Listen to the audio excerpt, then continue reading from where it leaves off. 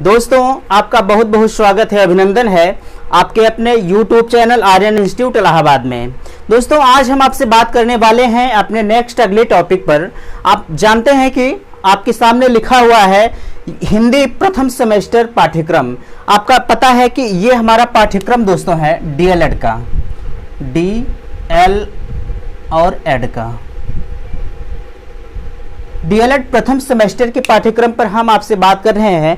जैसा कि आप जानते हैं कि हमने आपको अपने दो लेक्चर में, हमने पहले लेक्चर में अपने विज्ञान के सिलेबस पर चर्चा किया हुआ था और अपने दूसरे लेक्चर में आपके सामने दिया गया था साइंस का लेक्चर जो है पाठ्यक्रम। और आज उसी के क्रम में मैं आपसे बात कर रहा हूं हिंदी प्रथम सेमेस्टर जो आपका पाठ्यक्रम है, उसी के ऊपर आज मैं आपसे थोड़ा सा डिस्कशन करूंगा।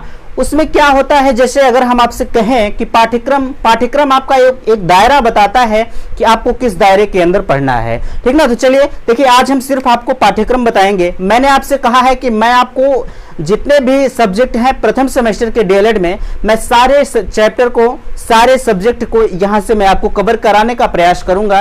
तो आपको अगर वीडियो अच्छा लगता हो तो प्लीज चैनल के साथ हमारे बने रहें, आपको कहीं ना कहीं जाके फायदा होगा। देखिए, यह हिंदी जो आपका चैप्टर, इसमें जो पाठ्यक्रम रखा गया है, अगर आप यहां पढ़ते हैं तो जाहिर सी बात है आगे चलकर आपको टेट सीटेट में भी फायदा मिलेगा। बात क्या, मैं ऐसा क्यों कह रहा हूं, अभी आप यहां देखेंगे कि मैं जो भी यहां पढ़ाऊंगा, अगर आप टेट का सिलेबस देखे होंगे या नहीं भी देखे होंगे तो आने वाले समय में देखेंगे।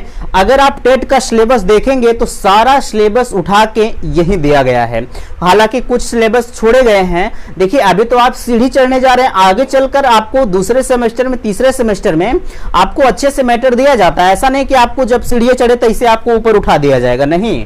आप पहले एक सीढ़ी पर चढ़ेंगे, उसके बाद दूसरी, उसके बाद तीसरी, ऐसे अनवरत चलते जाएंगे, आपको सिलेबस कवर होता चला जाएगा। देखिए, मैं आपसे एक बात और कहना चाहूंगा, हाँ, अगर आप जो है DL के आप चारों सेमेस्टर को अच्छी तरह से पढ़ते हैं, आप समझ से पढ़ते हैं, तो जाहिर सी बात है कि आपको टेट सीटेट की प्रिपरेशन के लिए कहीं जाना नहीं पड़ेगा, यही से आपका काम हो जाएगा। तो चलिए बिना समय गंवाए हम बात करते हैं। आपके सामने लिखा है, आप यहां देख रहे हैं कि हिंदी भाषा में विषय वस्तु आपकी है हिंदी भाषा में ध्वनियों को सुनकर समझना एवं शुद्ध उच्चारण। जैसा कि आपके सामने लिखा है हिंदी भाषा में ध्वनियों को सुनकर, यार एकदम जैसे छोटा सा बच्चा होता है, जब वह अपने हिंदी को पढ़ना स्टार्ट करता है ना, तो उसी तरह का सिलेबस आपका रखा गया है। अगर आप थोड़ा सा सेंस लगाएंगे तो आप एकदम सिरे तक पहुंच जाएंगे, ठीक ना। देखिए, लिखा है कि हिंदी भाषा में ध्वनियों को सुनकर समझना एवं शुद्ध उच्चारण। अच्छा, अगर मैं यहां जो बोल रहा हूं उसमें लिखा है हिंदी भाषा की ध्वनियों को सुनकर समझना, मेरी बातों को आप समझ रहे हैं कि नहीं समझ रहे हैं?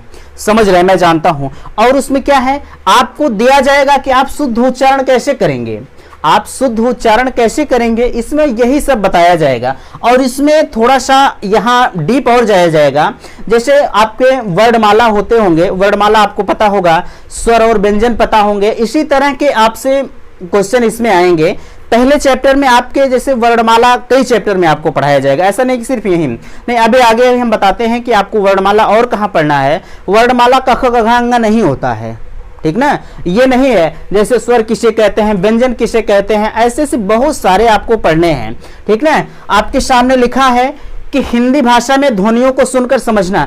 आपके मन में एक चीज आ रहा होगा कि ध्वनि हम किसे कहेंगे। जैसे अगर हम बात करें आपसे, थोड़ा सा इस पे हम डिस्कस करते हैं, सुनिएगा। ध्वनि किसे कहेंगे तो आप क्या बताएंगे? देखिए, भाषा की सबसे छोटी इकाई जो होती है वह ध्वनि होती है, ठीक। भाषा की सबसे छोटी इकाई जो होती है वह ध्वनि होती है, और ध्वनि का हम कोई टुकड़ा नहीं कर सकते हैं, ठीक। ध्वनि का हम कोई टुकड़ा नहीं कर सकते हैं, इसे आप समझ गए। और एक बात मैं आपसे बताना चाहूंगा, ध्वनि जो होती है वह भाषा की मूल आधार होती है, ठीक।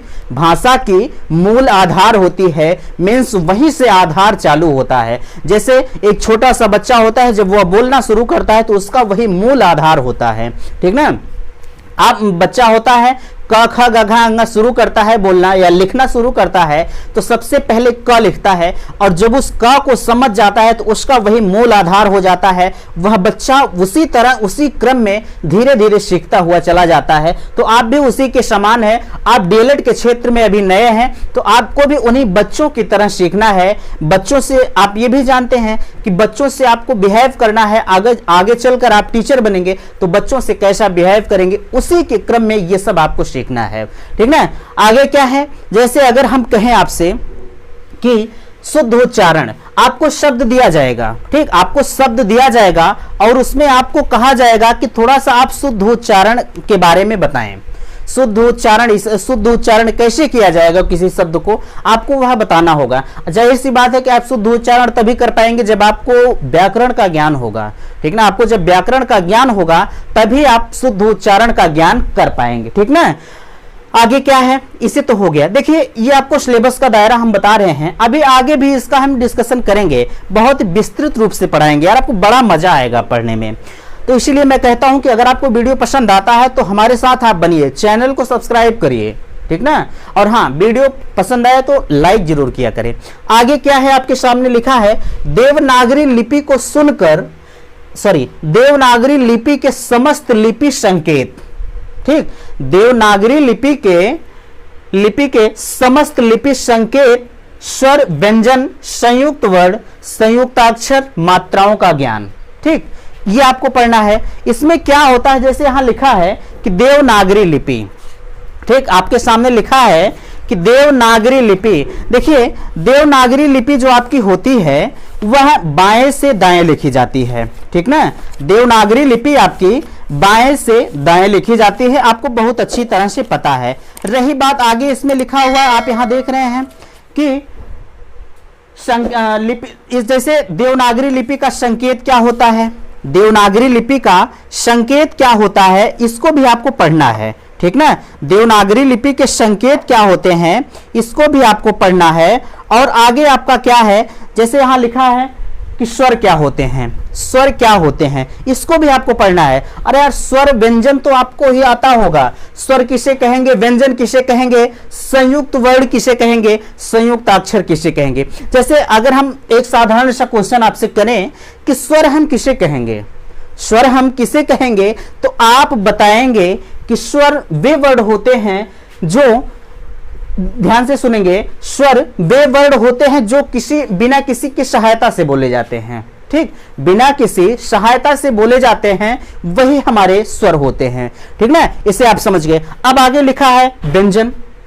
एक चीज जानिएगा, व्यंजन जो आपका होता है बिना स्वर की सहायता से नहीं बोला जाता, उसमें स्वर की सहायता आपको लेनी पड़ती है। जैसे आपके मन में आ रहा होगा कैसे, तो मैं आपको बताना चाहूंगा। जैसे अगर यहां आप क लिख रहे हैं, क अगर लिख रहे हैं तो इस क में आ का भी मेल है।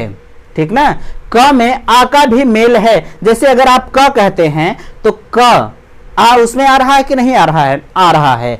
अगर आप आ कहते हैं तो आ में कोई वर्ड आ रहा है, नहीं आ रहा है, कोई शब्द नहीं आ रहा है। इसलिए मैं कह रहा हूं कि जो आपका स्वर है वह किसी भी से बोलने के लिए किसी भी शब्द की सहायता, किसी भी वर्ड की सहायता नहीं लेनी पड़ती है। और जो आपके व्यंजन होते हैं वह स्वर की सहायता से बोले जाते हैं। ठीक ना, इतना आप समझ गए। एक चीज और मैं आपको बताना चाहूंगा, और जो थोड़ा सा देवनागरी लिपि और जानिए।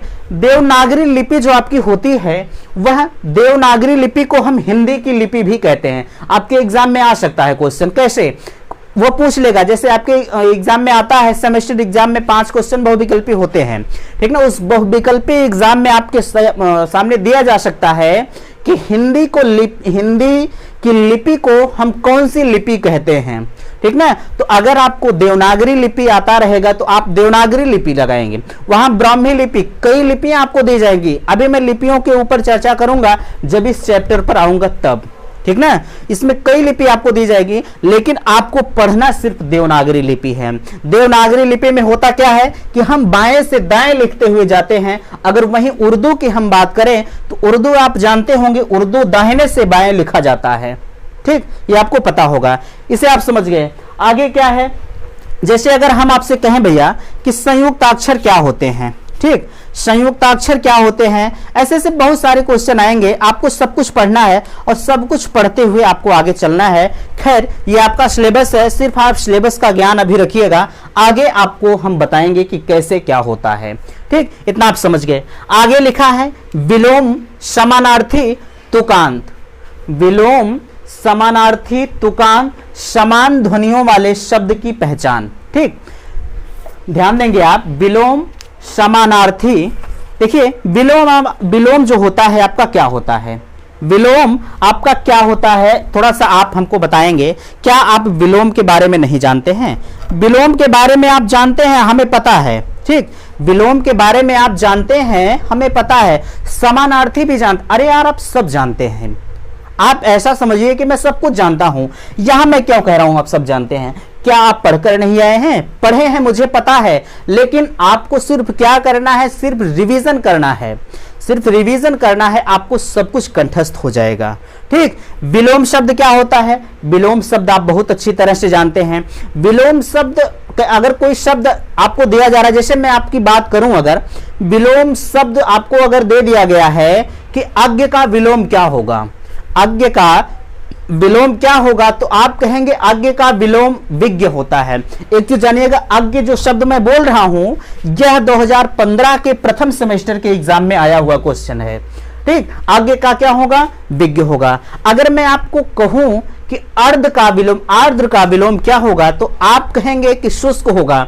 आर्द्र के बारे में जो साइंस साइड के स्टूडेंट हैं वो समझते होंगे कि आर्द्र क्या चीज होता है। ठीक, आर्द्र का विलोम शुष्क होगा। इसी तरह से ये विलोम शब्द होता है। अच्छा, समानार्थी शब्द क्या होते हैं? समानार्थी शब्द मीन्स समान अर्थ वाले। ठीक, आप इसके वर्ड से ही पता कर सकते हैं कि समानार्थी शब्द क्या होते हैं। समान अर्थ वाले, जो समान अर्थ प्रकट करें वही हमारे समानार्थी शब्द होते हैं। अगर हम इसके दूसरे जो है इसको किसी और अर्थ में बताना चाहें तो आप लिख लीजिए पर्यायवाची। पर्यायवाची, सॉरी, पर्याय लिखेंगे आप, पर्यायवाची। ठीक, इसे आप लिख लेंगे। समानार्थी शब्द को हम अगर किसी और शब्द में कहें तो आप कहेंगे उसे पर्यायवाची। कोई शब्द आपको दे दिया जाता है, कहा जाता है कि आप इसके पर्यायवाची लिखें। ठीक ना, अगर हम विलोम शब्द को एक अर्थ में कहना चाहें तो किसी शब्द को अगर आपसे आ गया कि विलोम शब्द की परिभाषा लिखे, हालांकि इतना आसान तो नहीं देता है, अगर दे ही दिया तो आप क्या लिखेंगे? विलोम शब्द की परिभाषा दे दिया गया तो लिखेंगे आप वे शब्द परस्पर विपरीत अर्थ प्रकट करें। जैसे नहीं, वे नहीं, जो शब्द आप लिखेंगे, जो शब्द किसी शब्द के परस्पर विपरीत अर्थ को प्रकट करें वही हमारे पर्यायवाची शब्द होते हैं। ठीक ना, और ये आपका समानार्थी शब्द है। समानार्थी शब्द को भी आप बहुत अच्छी तरह से समझते होंगे। ठीक ना, पर्यायवाची शब्द आपका समानार्थी शब्द होता है, पर्यायवाची शब्द आपका समानार्थी शब्द होता है। और तुकांत शब्द जो होते हैं, तुकांत शब्द की अगर हम बात करें तो तुकांत शब्द पर भी अभी हम आपसे बात करते हैं। ठीक ना, अभी हम आपसे बात करते हैं। जैसे पर्यायवाची शब्द अगर हम आपसे कहें, जैसे कोई शब्द अगर आपको दे दिया जाता है, अग्नि दे दिया गया शब्द आपको, अग्नि शब्द आपको दे दिया गया और कहा जा रहा है कि आप अग्नि की पर्यायवाची लिखें, तो आप यहां लिखेंगे अग्नि की बहुत सारी पर्यायवाची होती है। जैसे एक अग्नि की अनल हो गया, पावक हो गया, हुताशन हो गया, ज्वाला हो गया, बहुत सारी पर्यायवाची हैं। इसी तरह से आपको दिया जाएगा कि अग्नि की पर्यायवाची होता है। ठीक ना, और भी दे दिया जाए, अगर कहा जाए कि आप अच्छा का पर्यायवाची लिखें, आप अच्छा का पर्यायवाची लिखें, तो अच्छा का जैसे आप लिखेंगे शुभ लिख देंगे, मोचन लिख देंगे, सौम्य लिख देंगे, उचित लिख देंगे, उपयुक्त लिख देंगे, कुछ भी आप लिख दें। ठीक, लेकिन उसके सटीक होना चाहिए। ठीक ना, उसके सटीक होना चाहिए। अब बात आती है तुकांत शब्द की। अब हम अगर आपसे बात करें कि तुकांत शब्द क्या होते हैं, देखिए तुकांत शब्द जैसे आपके एग्जाम में आता होगा मुहावरा और लोकोक्ति। ठीक, मुहावरा और लोकोक्ति आपके एग्जाम में आता होगा, तो तुकांत शब्द वही होता है लोकोक्ति। ठीक, तुकांत कहें या लोकोक्ति कहें, सबकी बात एक ही है। ठीक, तुकांत कहें या मुहावरा कहें, सबकी बात एक ही है, उसे आप समझ जाइएगा। ठीक ना, अच्छा इसको आप कैसे समझेंगे? देखिए समझिए आप थोड़ा सा, जैसे कहा जाता है अगर कोई जो है लोकोक्ति आपको दी जाए, लोकोक्ति कहा जाए ऊधो का लेना न माधो का देना। ठीक, आपसे लोकोक्ति दे दिया जाए और इसका अर्थ पूछा जाए। लोग कहते हैं कि ऊधो का देना न माधो का लेना, ठीक ना, तो इसका मतलब होता है लोग अपने काम से काम रखें। सीधा सीधा आप समझिए, अपने काम से काम रखना, यही ऊधो का देना न माधो का देना होता है। ठीक ना। और अगर कहा जाए आपसे कि आम के आम गुठलियों के दाम, सुनिएगा, आम के आम और गुठलियों के दाम, ये आपसे अगर कहा जाए तो आप क्या बताएंगे? आप कहेंगे दोहरा लाभ। लोग कहते हैं कि हमको जो है सामान भी मिल गया और पैसा भी मिल गया। आम के आम और गुठलियों के दाम, आमो मिला और गुठली के दामों मिल गया। ठीक ना। तो यही होता है हमारा, कहां गया, तुकांत शब्द होता है। और समान ध्वनियों वाले शब्द की पहचान, जैसे आपको शब्द दे दिया जाएगा उसके समान ध्वनि कौन सी होती है, उसी का आपसे परिचय पूछा जाएगा, यह पहचान पूछा जाएगा, जो भी आप समझिएगा। आगे क्या है? विराम चिन्ह। विराम चिन्ह क्या आप नहीं जानते हैं? विराम चिन्ह क्या आप नहीं जानते हैं? देखिए, विराम चिन्ह होता है, विराम चिन्ह क्या होता है? विराम चिन्ह के अगर जैसे आपके एग्जाम में दे दिया जाए कि विराम चिन्ह क्या होता है, तो विराम चिन्ह आपके होते हैं, आप जैसे ये शब्द हमने लिख दिया, ये शब्द हमने लिख दिया, अगर हम इसके लास्ट में जो है, इसके लास्ट में अगर हम विराम चिन्ह का प्रयोग ना करें तो इसका कोई अर्थ निकलेगा? कोई अर्थ नहीं निकलेगा भैया मेरे, कोई अर्थ नहीं निकलेगा। आप सीधे पढ़ते चले जाएंगे, कहीं ना रुकना है, ना खड़ा होना, ना बैठना, कुछ नहीं करना है। ठीक ना। तो विराम चिन्ह का अर्थ सीधे सीधे समझिए रुकना होता है। विराम चिन्ह बहुत सारे होते हैं, 10 11 होते हैं, तो उसको मैं बहुत अच्छी तरह से आपको समझाऊंगा। जैसे अगर मैं सपोज दैट की बात करूं विराम चिन्ह की, तो आप ध्यान देंगे, थोड़ा सा आप सुनेंगे। पहला होता, यहां लिखेंगे नहीं हम, जब आपको पढ़ाएंगे तब वहां लिख के अच्छे से समझाएंगे एक एक शब्द को कि पूर्ण विराम क्या होता है, अल्प विराम क्या होता है। सुनेंगे, पूर्ण विराम होता है, अल्प विराम होता है, अर्ध विराम होता है, प्रश्नवाचक होता है, और आप कहेंगे विस्मयादि बोधक या संबंध बोधक। ठीक ना। विस्मयादि बोधक या संबोधन बोधक सूचक होता है। इसके बाद आप कहेंगे निर्देशक, या उसी को हम डैश कहते हैं। उसके बाद होता है योजक आप कहेंगे। उसके बाद योजक के बाद अवतरण हुआ या उद्धरण आप कह सकते हैं, अवतरण कह सकते हैं या उद्धरण कह सकते हैं। अगला क्या है? अगला आप सुनेंगे कोष्ठक होता है, विवरण चिन्ह होता है, हंस पद होता है। ठीक, इतना आप समझ गए। आपके मन में आ रहा होगा कि इसे हम कैसे डिनोट करते हैं, तो डिनोट करने के लिए हम आपको आगे बताएंगे, बट अभी यहां नहीं बताएंगे। अगर अभी से बताएंगे तो आप कंफ्यूज हो जाएंगे, क्योंकि अभी इतना आगे पढ़ना है, सीधे हम यहां नहीं आएंगे आपको लेके। ठीक ना। आगे चलिए, लेखन शिक्षण की विधियां और लिखना। ठीक, लेखन शिक्षण की विधियां और लिखना, सीखने में ध्यान देने योग्य बातें। आगे बैठने का ढंग, ये हमारा लास्ट है। आंख से कागज की दूरी, कलम पकड़ने की विधि, सिरोरेखा, लिपि, अक्षर और सुडौलता और उपयुक्त नमूने, अभ्यास, श्रुतलेख, अनुलेख और सुलेख। ठीक, ये इतना बड़ा चैप्टर है आपका, आप कंफ्यूज मत होइएगा, इसमें कंफ्यूजन की कोई बातें नहीं है। थोड़ा सा आप हमको भैया बताएं, लेखन शिक्षण की विधियां आप नहीं जानते हैं, कैसे लिखा जाता है आप नहीं जानते हैं? जानते हैं, अगर हम इसे एक शब्द में कहें तो हम कहें लिखना किसे कहते हैं। अगर हम आपसे पूछें लिखना किसे कहते हैं, तो आप बताएंगे हम अपने भाव विचारों को हम अपने भाव विचारों अभिव्यक्ति के माध्यम से अगर किसी चीज को लिखते हैं तो वही हमारा लिखना है। ठीक ना। सुनिए फिर से, अगर हम अपने किसी भाव विचारों को लिपि के माध्यम से करना ही लिखना हमारा कहलाता है। ठीक, इसे आप समझ गए। एक चीज और मैं आपसे बताऊंगा, आगे क्या है, लिखना हो गया। सीखने में ध्यान रखने योग्य बातें। क्या आप अगर किसी बात को सीखते हैं, क्या आप मेरी बातों को सीख रहे हैं, तो क्या आप ध्यान दे के नहीं सीख रहे हैं? बताएं, क्या आप ध्यान दे के नहीं सीख रहे हैं? बिल्कुल सीखेंगे। और हाथ गोड़ सरिया बैठेंगे तो सीख पाएंगे? नहीं सीख पाएंगे। आराम से कुर्सी लगा के मस्ती में बैठ गए तो सीख पाएंगे? नहीं सीख पाएंगे।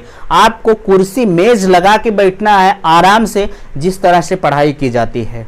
ठीक, ऐसा नहीं है कि हम चारपाई पे लेट जाएं ऐसे करके और यहाँ किताब रख लें, उसी के माध्यम से पढ़ें, तो किताबें नहीं पढ़ेंगे, नींद आ जाएगी सीधे तुरंत है। ठीक ना। तो देखिए यहाँ है सीखने में ध्यान रखने योग्य बातें, बैठने का ढंग। यहाँ अब सोचिए, थोड़ा सा आप अपने दिमाग पर जोर डालिए, हमें और आपको बैठने का ढंग सिखाया जा रहा है। बताइए, हमें और आपको बैठने का ढंग नहीं पता है? पता है कैसे बैठा जाता है, सब कुछ पता है, बट यहाँ ये आपका प्रशिक्षण है, प्रशिक्षण में आपको सब कुछ बताया जाता है। इसीलिए यहाँ बताया जा रहा है, जब आप विद्यालय में जाएंगे टीचर बनकर, तो वहां बच्चों को बताएंगे कि बेटा ऐसे बैठो। ठीक ना, यही चीज आपको बताया जा रहा है। आंख से कागज की दूरी, आंख से कागज की दूरी, जैसे आप किताब पढ़ते हैं तो आपके आंख से और किताब की दूरी कितनी होनी चाहिए, इसका भी ज्ञान आपको कराया जाएगा। ठीक, इसका भी ज्ञान आपको कराया जाएगा। आगे क्या है, कलम पकड़ने की विधि। अब सोचिए, अब हम और क्या बताएं आपको। अब यही हमको मार्कर पकड़ना है और आप हमको आके बताएं कि सर आप मार्कर ऐसे नहीं ऐसे पकड़िए, ऐसे नहीं ऐसे पकड़िए, तो इससे बड़ी अब क्या बताएं हम, इससे बड़ा दुर्भाग्य कुछ नहीं हमारा और आपका। ठीक, तो अगर हम बीए बीएससी ग्रेजुएशन करके आए हैं तो हमको कलम पकड़ने का ढंग सहूर है। ठीक है, कलम पकड़ने की विधि, सिरो रेखा तो मान लीजिए आपके लिए मोस्ट इंपॉर्टेंट है। सिरो रेखा आपको पढ़ाई जाएगी, जैसे यही हमारी सिरो रेखा है, ऊपर हमने लिखा है यही हमारी सिरो रेखा है। लिपि क्या होती है, लिपि का भी ज्ञान आपको कराया जाएगा। लिपि मीन्स लिखना होता है, आप लिखेंगे कैसे उसका भी ज्ञान आपको कराया जाएगा। अक्षर की सुडौलता और उपयुक्त नमूने, अक्षर की सुडौलता, अक्षर की मजबूती कैसे होती है, इसको भी आपको कराया जाएगा और उसके नमूने भी आपको बताए जाएंगे कि कैसे आप क्या कर सकते हैं। ठीक ना। आगे क्या है, अभ्यास। आपको जो कुछ पढ़े, जैसे आपने इतना पढ़ा, आपने इतना पढ़ा, अगर आप उसका अभ्यास नहीं करेंगे तो जाहिर सी बातें भूल जाएंगे। अभ्यास हुआ श्रुतलेख, अनुलेख और सुलेख। सुलेख आप नहीं जानते हैं, सुलेख आप जब इतना बड़े थे ना, तबे से आपको सुलेख, जब प्राइमरी में जाते रहे होंगे तबे से आपको सुलेख लिखने के लिए सर जी देते रहे होंगे, तो आप सुलेख के बारे में जानते हैं। उसी का क्रम अनुलेख है और उसी का क्रम श्रुतलेख है। ठीक ना, इन सब के बारे में आपको बताया जाएगा बहुत अच्छी तरह से। उम्मीद आपसे यही है कि आप मेरे साथ बने रहेंगे और हाँ, मैं 100% ये गारंटी आपको देता हूं कि आपको 25 में अगर आप अच्छे से पढ़ते हैं तो 24 नंबर तो 100% आपको लाना ही होगा। देखिए, एक बात मैं और आपको बताना चाहूंगा, आपका जो एग्जाम होता है वह 1 घंटे का होता है। 1 घंटा का आपका एग्जाम होगा और इस 1 घंटे के एग्जाम में आपके जो पूर्णांक होंगे वह 25 नंबर का होता है। ठीक, 25 नंबर का आपका पूर्णांक होता है और 1 घंटे का एग्जाम होता है आपका। ठीक ना, 1 घंटे का एग्जाम होता है और उसमें से आपको 5 क्वेश्चन बहुविकल्पी रहेंगे और उसमें आपके अति लघुत्तरी रहेंगे और लघुत्तरी रहेंगे। ठीक ना, तो आपको छोटा छोटा क्वेश्चन पढ़ना है। ये मान के चलिए कि सिर्फ 1-1 नंबर का क्वेश्चन अगर आप पढ़ते चले जाएंगे तो जाहिर सी बात है आपको लाभ मिलेगा। ठीक ना, तो आज का ये सिलेबस हमारा हिंदी का रहा। नेक्स्ट में अगले दिन आपको एक अच्छी तरह से सिलेबस प्रोवाइड करूंगा किसी और सब्जेक्ट का, तो आप मेरे साथ बने रहिए। और अगर वीडियो पसंद आता है तो प्लीज अपने कमेंट को जरूर डाला करें कि हाँ सर आपको वीडियो मुझे पसंद आ रहा है। ठीक ना, अगर वीडियो पसंद आ रहा है तो एक बात और, वीडियो को लाइक जरूर किया करें। लाइक करते हैं तो थोड़ा सा हमारा मोटिवेशन बढ़ता है। ठीक, थैंक्स, धन्यवाद।